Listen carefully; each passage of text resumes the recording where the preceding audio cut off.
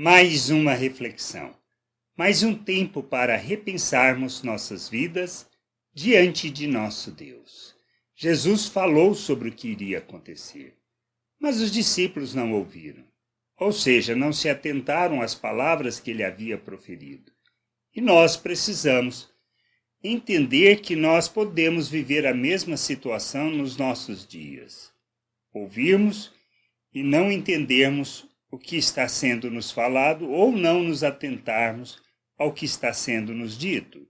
Lá em Mateus, no capítulo 17, 22 e 23, diz assim: Um dia os discípulos estavam se reunindo na Galiléia e Jesus disse a eles: O Filho do Homem será entregue nas mãos dos homens e eles vão matá-lo, mas 3 dias depois ele será ressuscitado. E os discípulos ficaram muito tristes, ou seja, mesmo tendo ficado triste, mesmo tendo ouvido, eles não se lembraram destas palavras. Jesus morreu e foi um lamentar constante e permanente até que Jesus apareceu a cada um. E teve a situação ainda de Tomé, que disse que só creria quando tocasse. O que a gente precisa entender?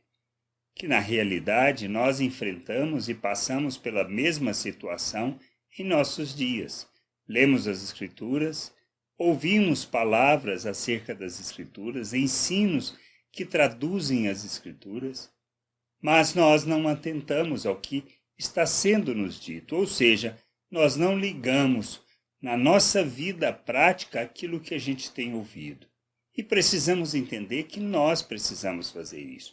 Refletir sobre o que fala a palavra, na realidade, nós estamos dizendo, olha, preste atenção e veja como isso se aplica no seu dia a dia. A gente precisa ouvir e aplicar a palavra no nosso dia a dia. Na realidade, ligarmos o que nós estamos fazendo, as coisas que fazemos, a maneira como nós vivemos no nosso dia a dia, para que Deus seja glorificado, para que nós, nas nossas ações, nas nossas atitudes, revelemos Ele ao mundo. Todo o propósito da nossa vida está em revelarmos o nosso Deus, ou seja, manifestar a sua multiforme sabedoria, revelar as suas virtudes, ou seja, proclamar as virtudes de Deus no mundo. Mas como fazemos isso? Andando como Cristo, expressando Cristo em nossas ações. Pois nós fomos feitos à imagem de Cristo.